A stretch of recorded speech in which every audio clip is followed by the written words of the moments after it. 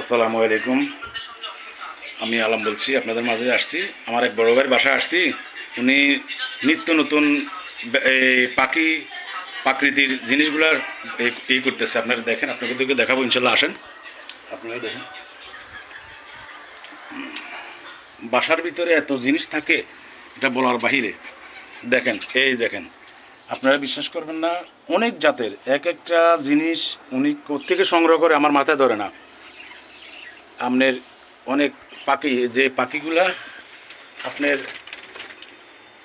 এই করতে পারবেন না, বসবাস করেন। দেখেন আপনারা, বিভিন্ন জাতের পাখি বিভিন্ন রূপে এমনি ইয়ে করতেছে। এই দেখেন এই পাখিগুলা, দেখছেন? কবুতর আছে, এটা বাইরের পাকিস্তানি আছে, থাইল্যান্ডি, মালয়েশিয়ান,